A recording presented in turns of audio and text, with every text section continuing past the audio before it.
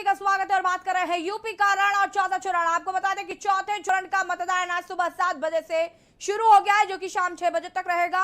9 जिलों की 59 सीटों पर मतदान होना है।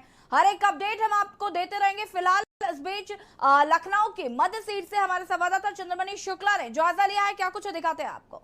उत्तर प्रदेश विधानसभा चुनाव के चौथे चरण का मतदान शुरू हो गया है। अगर हम बात करें लखनऊ की और लखनऊ मध्य विधानसभा की, तो यहाँ पर लंबी लंबी कतारें देखी जा रही हैं और जिस तरह से लोग आ रहे हैं तो कहीं ना कहीं लोगों में जागरूकता नज़र आ रही है, क्योंकि अभी मतदान शुरू हुआ है, अभी आधा घंटा भी नहीं हुआ है कि यहाँ पर लोगों की लंबी लंबी कतारें दिख रही हैं। और जिस तरह से पिछली बार लखनऊ में मतदान प्रतिशत कम रहा था, तो इस बार ये लंबी लंबी कतारें देखकर ऐसा लग रहा है कि लखनऊ के लोग जागरूक हैं और निश्चित तौर से यहाँ पर मतदान भरने की उम्मीद है।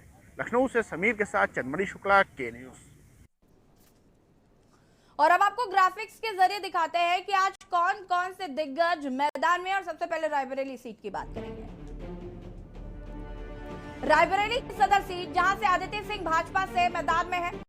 साइकिल यानी कि समाजवादी पार्टी आरपी यादव, बसपा से मोहम्मद अशरफ और कांग्रेस से डॉक्टर मनीष खान। चौथे चरण के दिग्गज रायबरेली की सदर सीट से चुनाव लड़ रही हैं आदित्य सिंह, जो कि पहले कांग्रेस की प्रत्याशी थी। आपको बता दें कि आज कई नेताओं की प्रतिष्ठा दांव पर। लखनऊ की सरोजनी नगर सीट की बात करते हैं, जहां से भाजपा से राजेश्वर सिंह और सपा से अभिषेक मिश्रा, बसपा से जलीस खान और कांग्रेस से रुद्रदमन सिंह हैं। चौथे चरण के दिग्गज राजेश्वर सिंह पूर्व आईपीएस हैं। अब बात करते हैं लखनऊ की मध्य सीट की, जहां से रजनीश गुप्ता भाजपा के प्रत्याशी हैं। समाजवादी पार्टी से रविदास मेहरोत्रा, बसपा से आशीष श्रीवास्तव और सदफ जफर हैं कांग्रेस से।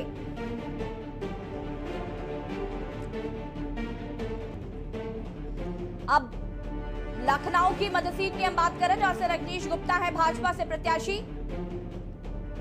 अब बात करते हैं लखनऊ की ज्ञान सीट की, जहां पर ब्रजेश पाठक भाजपा से प्रत्याशी हैं। राजू गांधी समाजवादी पार्टी से, बसपा से है अनिल पांडे और कांग्रेस से है दिलप्रीत सिंह। आपको बता दें कि ब्रजेश पाठक अपनी पुरानी सीट छोड़कर इस बार लखनऊ ज्ञान सीट से चुनाव लड़ रहे हैं, तो यहाँ पर ब्रजेश पाठक की भी आज प्रतिष्ठा दांव पर लगी है। लखनऊ पूर्व सीट की बात करते हैं, जहां से आशुतोष टंडन भाजपा प्रत्याशी, अनुराग सिंह जो कि समाजवादी पार्टी से प्रत्याशी है, आशीष सिन्हा बसपा से और मनोज तिवारी है कांग्रेस से। चौथे चरण के दिग्गज आज मैदान में है।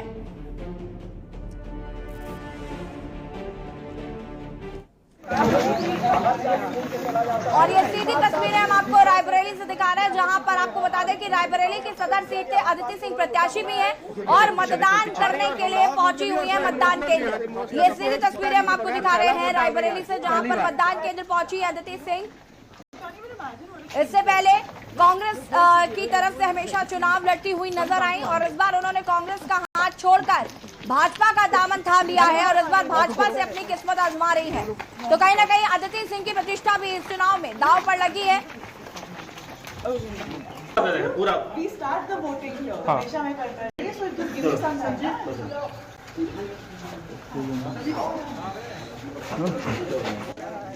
सीधी तस्वीरें आपको दिखा रहे हैं रायबरेली से, जहां पर आदित्य सिंह मतदान केंद्र पहुंची है मतदान करने के लिए।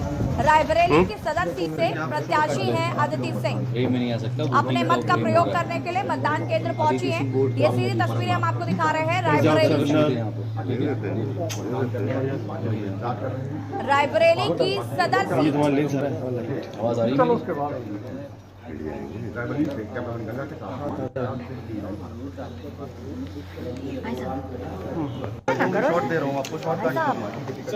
भाई साहब हेलो।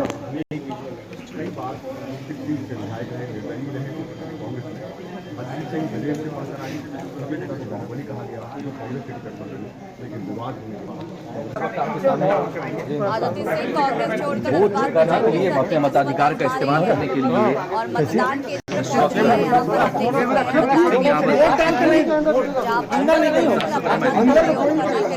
विधानसभा चुनाव अभी फिलहाल बीजेपी की तरफ से उम्मीदवार प्लीज जाके आप वोटिंग परसेंटेज बढ़ाएं। मैं चाहती हूँ कि सारे जितने भी अभी तक चरण हुए हैं, जितने फेज हुए हैं, आगामी जो भी फेज है, रायबरेली का जो मत परसेंटेज है वो सबसे हाई रहे और यही मेरी रायबरेली जनता क्या वादे और दावे करेंगे? कि हमेशा सेफ रखूंगी, सुरक्षित रखूंगी और जिस टाइप के गुंडाराज की कल्पना कर रहे हैं मेरे प्रतिद्वंदी वो मैं हरगिज नहीं होने दूंगी। कांग्रेस का वजूद यहाँ पर संकट में है, आप इसे मानती हैं? आप बार बार कांग्रेस क्यों पूछते हैं? कांग्रेस का यहाँ कुछ नहीं है। सीरियसली आप बाकी पार्टियों के बारे में। प्रियंका गांधी ने यहाँ कैंप किया मैडम, और यहाँ मैडम प्रियंका गांधी ने भी यहाँ कैंप किया था और आप लगातार जो है सक्रिय रही, गांव-गांव गई। वो हर जगह कैंप करी। मेरा क्षेत्र ऑफकोर्स, मैं अभी नहीं गांव-गांव जा रही, मैं पूरे 5 साल, आप मेरे किसी से पूछ लीजिए या मेरी कोई भी सोशल मीडिया प्रोफाइल या न्यूज क्लिपिंग्स उठा के देख लीजिए। Stop, I mean I want to say this to all media people, stop saying Congress Congress Congress. यार कांग्रेस का अब कुछ नहीं बाकी है। आप बाकी पार्टियों के बारे में एक बार को पूछ भी लेंगे तो मैं अग्री करूंगी। पिछली बार मेरी सीट पे सेकंड नंबर पे बसपा थी, सपा है और भी बहुत सारी पार्टीज हैं। तो ये कांग्रेस का गढ़ कहना बंद करिए। जब से प्रियंका जी आई हैं 2019 में उन्होंने लोकसभा भी लड़ा था, उसके पहले तो फिर भी शायद 2 सीट थी, तब तो एक पे रह गई। तो why you calling it Congress Congress? Madam आपके फादर के बड़ा दिन है, अदिति सिंह हमारे साथ हैं। अदिति, ये पहला वोट होगा जब आप बताओ। थोड़ा पीछे प्लीज।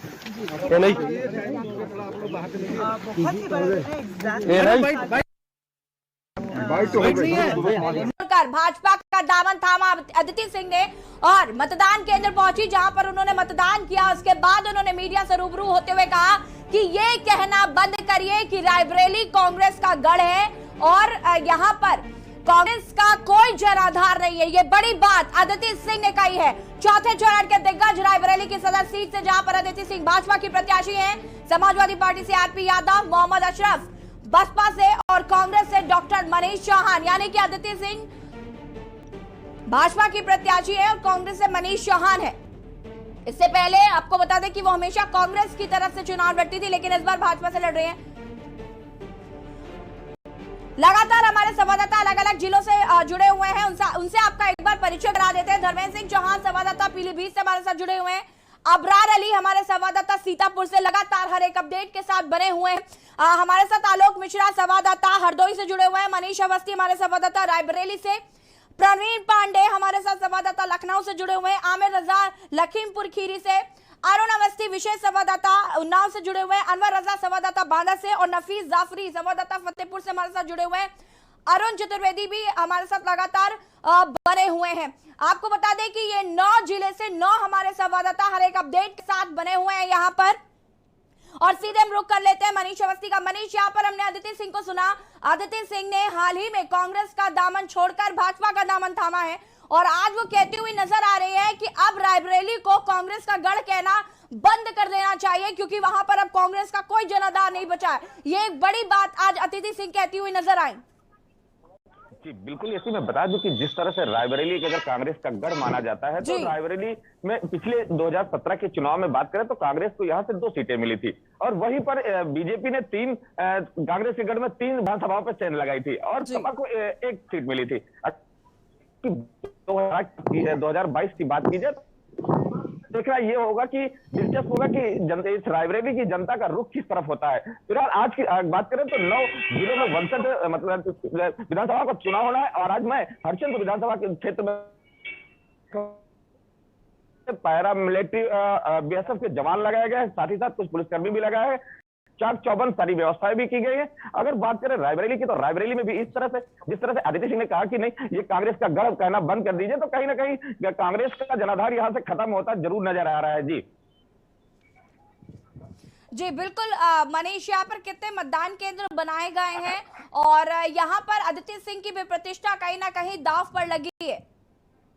जी बिल्कुल, अगर बात करें रायबरेली की तो रायबरेली में 2001 के लगभग 2000 के आसपास मतदान बनाए गए हैं और लगभग जो काल पार्टियां रवाना हुई थी आज जो 7 बजे सुबह से ही वोटिंग शुरू हो गई है। फिलहाल पूरे बूथों पर चाक चौबंद व्यवस्थाएं की गई हैं और पूरी नजर भी बनाए रखी जा रही है कि कहीं ऐसी कोई हरकत या ऐसी कोई बात सामने ना आए जिसको लेकर पूरी तरह से प्रशासन चाक चौबंद नजर आ रहा है। जी और चतुर्वेदी लगातार हमारे साथ बने हुए हैं। अरुण, क्या कुछ अपडेट देखने को मिल रहा है? कितने मतदान केंद्र बनाए गए हैं और यहाँ पर किसकी सीधे सीधे टक्कर नजर आ रही है? देखिए, अगर बात करें मोहनलालगंज विधानसभा क्षेत्र की तो यहाँ पर 445 बूथ हैं और 299 केंद्र बनाए गए हैं। वोटरों की संख्या की बात की जाए तो 3,62,860 यहाँ पर मतदान है, मतदाता है। और सबसे ज्यादा अगर देखा जाए तो ये एसटी जोआबुल क्षेत्र है। लगातार यहाँ पर सुरक्षित सीट दी जाती है, लगातार 1957 से ही यहाँ पर अगर वोटरों की भविष्य तय करते हैं, यहाँ पर कई दिग्गजों की साख लगी हुई है। अगर बीजेपी और सपा और बीएसपी इन तीनों की टक्कर मानी जा रही है, लेकिन ज्यादातर स्थानीय नेताओं को यहाँ पर तजुर्बे दी जाती थी, लेकिन यहाँ पर स्थानीय नेता कोई यहाँ पर है नहीं, तो बाहरी सब लोग हैं। तो ज्यादातर जो मुद्दे थे, इसके पहले सपा 2 बार से यहाँ पर एमएलए रही, लेकिन जो मुद्दे हैं वो अभी भी बरकरार है। तो किसानों का कहना है कि नहरों में पानी नहीं है, उसका मुद्दा थी।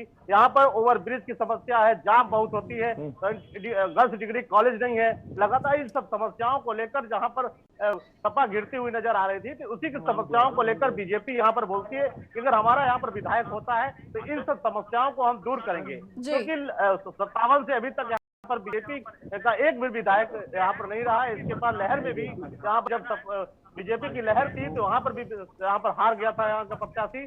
तो इस पर देखा जाए तो मतदाताओं जो है यहाँ पर सुबह से ही आप देख सकते हैं कि आना शुरू कर दिए थे।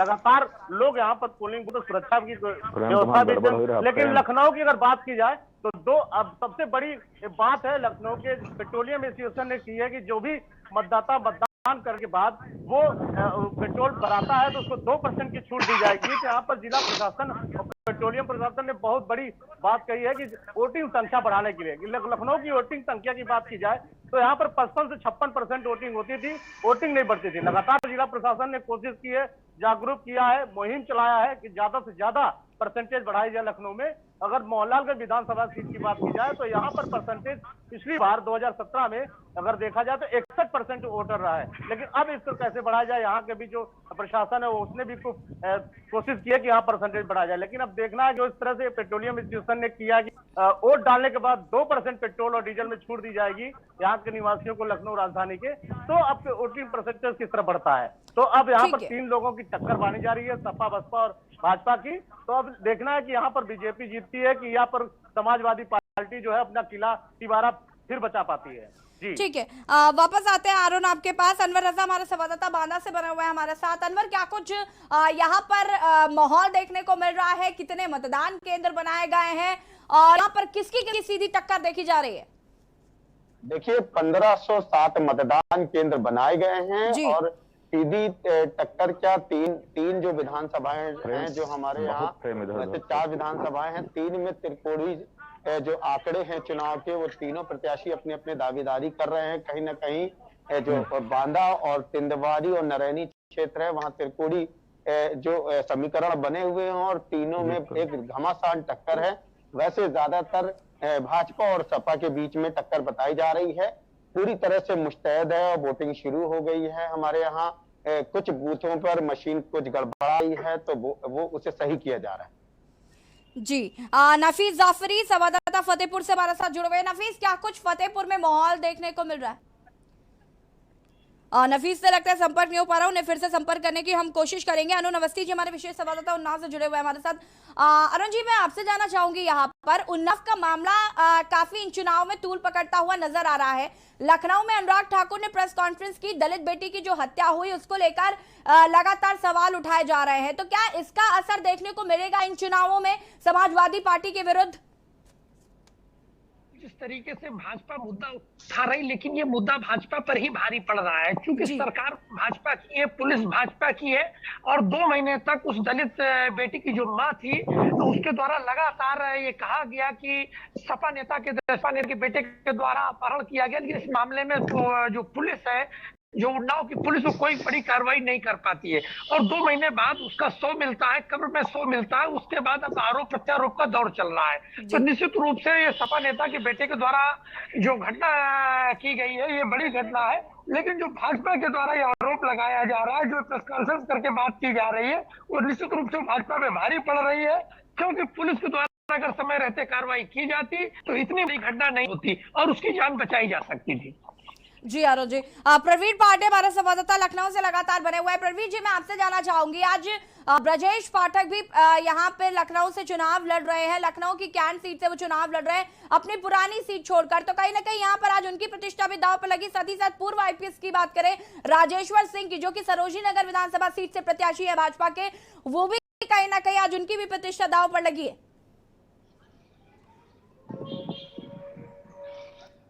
रणवीर की आवाज नहीं आ पा रही है हम तक। निश्चित तौर पर आवाज आ रही है जी। निश्चित तौर पर जिस तरीके से ब्रजेश पाठक को मध्य विधानसभा से हटा करके कैंट विधानसभा का प्रत्याशी बनाया गया है, और रात में जिस तरीके से एक फोटो वायरल हुआ है मयंक जोशी, जो कि रीता बहुगुणा जोशी के बेटे हैं। हालांकि पहले भी ये कतार लगाई जा रही थी कि कहीं ना कहीं रीता बहुगुणा जोशी अपनी सांसदीय सीट से भी छोड़ने को तैयार थी अपने बेटे को टिकट देने के लिए, क्योंकि कैंट विधानसभा से लगातार वो प्रयास कर रही थी, अपने बेटे को चुनाव लड़ाना चाह रही थी कहीं ना कहीं रीता बहुगुणा जोशी। लेकिन जिस तरीके से आज मतदान सुबह 7 बजे से होना था और रात में ही मयंक जोशी का फोटो जो वायरल हुआ, कहीं ना कहीं वो एक राजनीतिक गलियारे में एक तहलका मचा दिया। जिस तरीके से मयंक जोशी ने अखिलेश यादव के साथ मुलाकात की और उसके बाद फिर प्रवीण वापस आते हैं आपके पास, और भी यहाँ पर हम अपडेट आपसे लेंगे। और इसी बीच लखनऊ से बड़ी खबर आपको बता देते हैं, लखनऊ मध्य सीट पर बीजेपी, लखनऊ मध्य सीट से आपको बता दें कि बड़ी खबर, बूथ संख्या 348 की वोटिंग मशीन में आई दिक्कत। अभी शुरू नहीं हो सका है मतदान, 7:46 हो रहा है और अभी तक मतदान नहीं शुरू हो पाया है। ईवीएम में आई खराबी, लखनऊ मध्य विधानसभा से बड़ी खबर आपको बता रहे, लगभग 8 बजने वाला, 7 बजे मतदान का समय है और अभी तक मतदान शुरू नहीं हुआ। लखनऊ मध्य विधानसभा से बड़ी खबर आपको बता रहे, जहां पर ईवीएम मशीन में खराबी के चलते मतदान नहीं शुरू हुआ। बूथ संख्या 348 की वोटिंग मशीन में आई दिक्कत, अभी शुरू नहीं हो सका है मतदान। और इसी खबर पर हमारे साथ हमारे संवाददाता चंद्रमणि शुक्ला फोन लाइन पर जुड़ चुके हैं। चंद्रमणि, क्या कुछ जानकारी ईवीएम में खराबी को लेकर?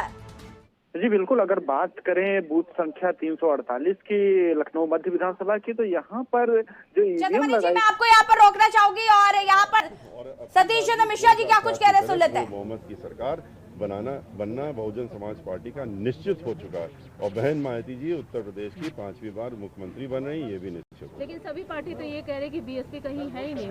देखिए कौन कह रहा है, जो ये तो हर पार्टी का काम होता है कहने का, उससे कोई फर्क नहीं पड़ता। लेकिन हम लोग जो है असलियत जानते हैं, आप भी असलियत जानती हैं, मीडिया के लोग भी जानते हैं। मीडिया के लोग कहें कुछ भी, लेकिन उनको अब मालूम हो चुका है कि 3 फेजेस में क्या हुआ है और आज क्या होगा वो शाम तक पता लगेगा। अखिलेश यादव ये कह रहे हैं कि अम्बेडकरवादी हो गए सपा। देखिए सपा वाले जो हैं अगर कहने के लिए खाली अम्बेडकरवादी हो तो ये भी अच्छी बात, कम से कम कहना, इसमें मजबूर तो हुए कहने के लिए कि हम अम्बेडकरवादी हो गए। लेकिन अम्बेडकरवादी होने के साथ साथ में अम्बेडकरवादी वाला काम करें, संविधान की कसम खाएं कि संविधान को हम नहीं फाड़ेंगे, हम रिजर्वेशन को मानेंगे, हम रिवर्सन नहीं करेंगे, हम लोगों को जिनको नौकरी से बाहर निकाल दिया उनको वापस लाने का काम करेंगे, हम दलितों के ऊपर अत्याचार नहीं करेंगे। जिस तरह से अभी वेस्टर्न यूपी में समाजवादी पार्टी के लोगों ने दलितों के ऊपर हमला किया है और ये करते हुए कहते हुए कि उन्होंने वोट नहीं दिया है, तो क्या यही अम्बेडकरवाद है? ये कहा सर हमारे साथ। और बसपा के राष्ट्रीय महासचिव सतीश चंद्र मिश्रा को सुन रहे थे आप, जिन्होंने कहा कि हम पार्टी में बहुत अच्छी भूमिका निभा रहे हैं। साथ ही साथ उन्होंने ये भी कहा कि 2022 में क्या होगा ये हम सभी को पता है, बसपा को पूरा समर्थन मिल रहा है। चंद्रमणि लगातार हमारे साथ बने हुए हैं, आपको बता दें कि मतदान नहीं शुरू हो पाया। चंद्रमणि, अपनी बात को पूरा कर सकते हैं आप?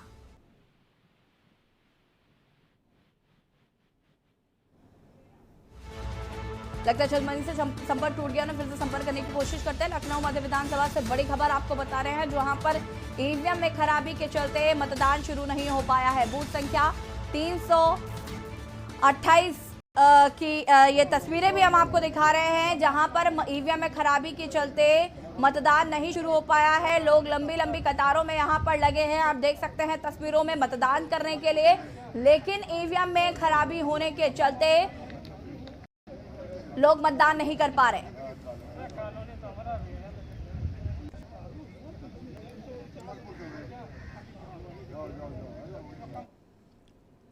और इसी बीच चौथे चरण के मतदान को लेकर मुख्यमंत्री योगी आदित्यनाथ ने किया है ट्वीट।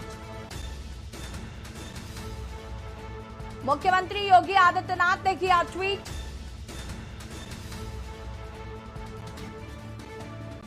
विधानसभा चुनाव 2022 का आज चौथा चरण है। मतदाता गण अपने मताधिकार का प्रयोग अवश्य करें। मुख्यमंत्री योगी आदित्यनाथ ने लिखा, पहले मतदान फिर जलपान। और ये ट्वीट हम आपको दिखा रहे हैं मुख्यमंत्री योगी आदित्यनाथ का, जहां पर उन्होंने ट्वीट कर लिखा है कि अपने मतदान का प्रयोग अवश्य करें, पहले मतदान फिर जलपान।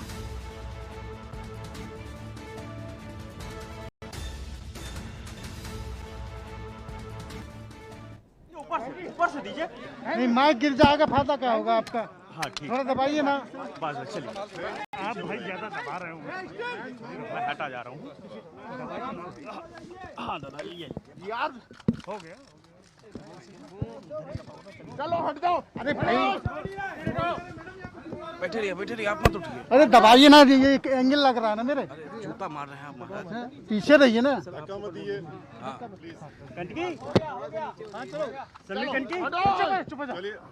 स्टिल वाले जरा बैक हो जाए। जैसा कि आप लोगों को मालूम है,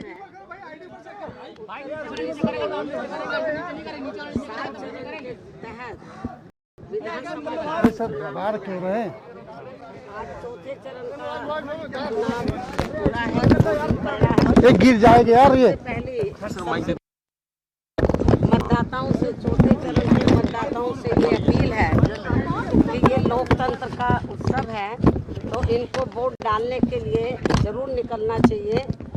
अपना एक एक वोट इनको जरूर डालना चाहिए।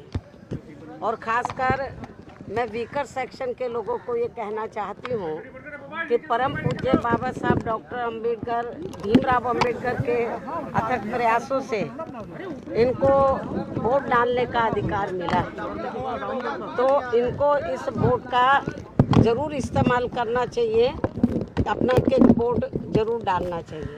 वैसे तो मेरी सभी मतदाताओं से अपील है कि लोकतंत्र को मजबूत करने के लिए इनको अपने वोट का इस्तेमाल जरूर करना चाहिए।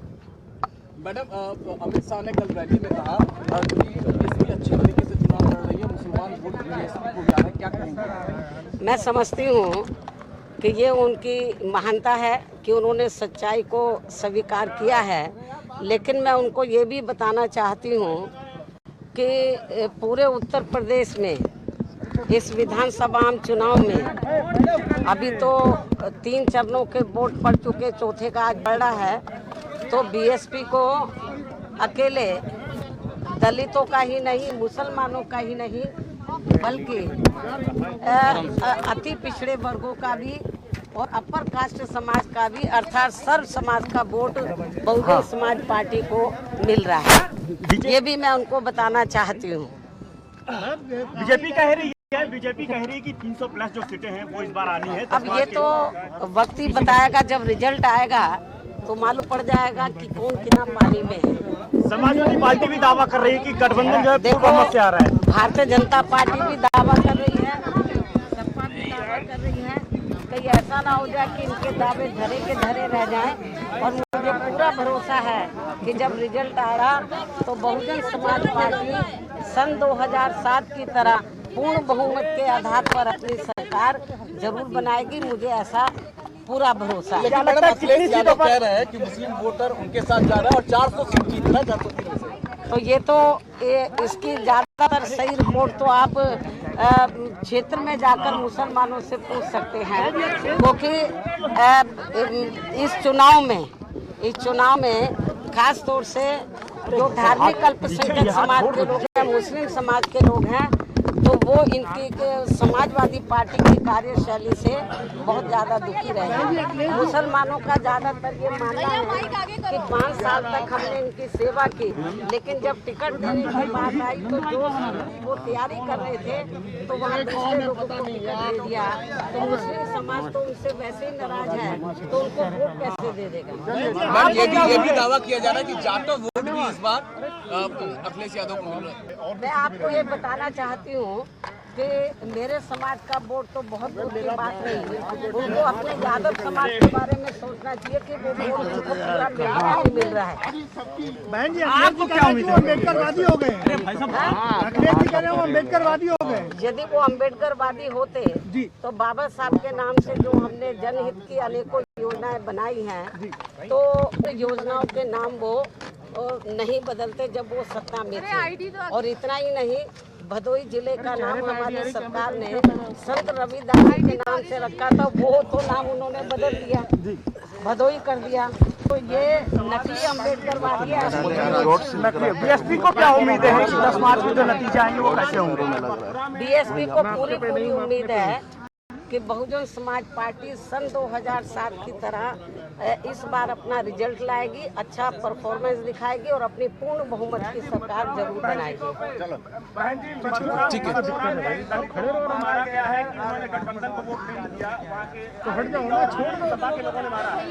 ये जो अभी तो सपा जो सरकार बनाने के सपने देख रही है, इनका सपना चकनाचूर हो जाएगा। आप लोग अच्छे प्रकार से जानते हैं कि जब जब समाजवादी पार्टी सत्ता में रही है तो सपा सरकार के दौरान सबसे ज़्यादा उत्पीड़न दलितों का हुआ है, पिछड़ों का हुआ है, और ये भी मैं आपको बताना चाहती हूँ गरीबों का हुआ है, और अपर कास्ट समाज में से ब्राह्मण समाज का भी उत्पीड़न बड़े पैमाने पर हुआ है। तो अभी तो वो सब केवल बयानबाजी से ही उनके जो फॉलोवर्स हैं, जो उनके अनुयायी हैं, उनके दिमाग खराब हो गए। अभी तो वो सत्ता में भी नहीं आए हैं और आने वाले भी नहीं हैं, क्योंकि जनता यूपी की सब देख रही है कि सपा जब जब पावर में रही है तो यहाँ गुंडागर्दी, माफियागर्दी, जुल्म जाति और गरीब लोगों के ऊपर उत्पीड़न चरम सीमा पर रहा है, और दंगे भी खूब हुए हैं। मुजफ्फरनगर का कांड इस बात का जीता जागता उदाहरण है, ये भी मैं आपको बताना चाहती हूँ। तो इसलिए समाजवादी पार्टी को तो यूपी की जनता रिजल्ट आने से पहले नकार चुकी है, यूपी की जनता, क्योंकि उनको मालूम है कि सपा शासन का मतलब है गुंडा राज, माफिया राज, ये मालूम है यूपी की जनता को। तो ये भी मैं आपको बताना चाहती हूँ। मैम एक वीडियो अरे भाई साहब वो बीएसपी के बारे में नहीं, उनको अपने बारे में बताना चाहिए, उनकी हालत क्या है, उनके चेहरे बता रहे हैं। समाजवादी पार्टी के मुखिया के चेहरा बता रहा, चेहरा उतरा हुआ है उनका, उनके जो अनुयायी है उनका उतरा हुआ है। और अभी से आपने देखा होगा कि कितनी उनकी पार्टी के लोग बड़े दुखी हैं। समाजवादी पार्टी के लोग जहाँ जहाँ ये जा रहे हैं तो वो बड़े पैमाने पर उनके खिलाफ में हैं। कल भी मैंने देखा कि कल या परसों कि वो उनके खिलाफ काफ़ी हेलीकॉप्टर को घेर लिया था उन्होंने। तो हालात बड़े ख़राब हैं समाजवादी पार्टी के। अब वो बेचारे कुछ तो बोले, जो थोड़ा घना वोट तो उनको मिल जाए, तो इसलिए वो कहते फिर रहे हैं।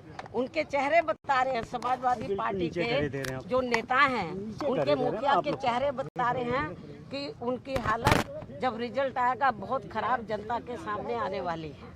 मैडम क्या देख रही चाहिए क्या विधानसभा कैसी देख रहे हैं? जो लग रहा है जब रिजल्ट आएगा तो बीएसपी को सन 2007 की तरह एब्सोल्यूट मेजॉरिटी मिलेगी। और खास तौर से मैं मीडिया का कसूर नहीं बता रही, एजेंसी वाले लोग जो सर्वे अभी तक दिखाए हैं और मीडिया ने दिखाया, मैं मीडिया की कसूरवार नहीं हूँ, उनको कसूरवार नहीं ठहरा रही हूँ। जो एजेंसियों ने अभी सर्वे दिखाए हैं तो मैं समझती हूँ ये सन 2007 में भी ऐसे सर्वे दिखाए थे। जब रिजल्ट आया था तो बीएसपी नंबर 1 पर आई। इस बार भी सर्वे वालों का सर्वे धरा का धरा रह जाएगा और बीएसपी नंबर 1 पर आएगी। ठीक है। आपको 208 मिले थे, उस बार क्या उम्मीद लग रही है? आपको 208 मिले थे 2007 में, क्या लगता है इस बार आगे बढ़ेगी? मैं जो आपको बता रही हूँ बीएसपी को एब्सोल्यूट मेजॉरिटी मिलेगी, आपको इंतजार करना है। पर बसपा सुप्रीमो मायावती को सुन रहे थे आप, जिन्होंने दावा किया है कि 2022 के चुनाव में बसपा ही नंबर 1 रहेगी। 2007 की तरह ही बसपा एक बार फिर सत्ता में वापसी करेगी, ये दावा किया है मायावती ने। और यहां पर हम लगातार बात कर रहे हैं चौथे चरण के मतदान की। आज जहां 9 जिलों की 59 विधानसभा सीटों पर लगातार चुनाव हो रहे हैं, हमारे संवाददाता हर एक जिले पर मौजूद हैं, हर एक अपडेट आप तक पहुंचा रहे हैं। फिलहाल यहां पर रुकेंगे एक छोटे से ब्रेक के लिए और ब्रेक के बाद हर एक अपडेट आपको बताएंगी मेरी सहयोगी मानसी यादव।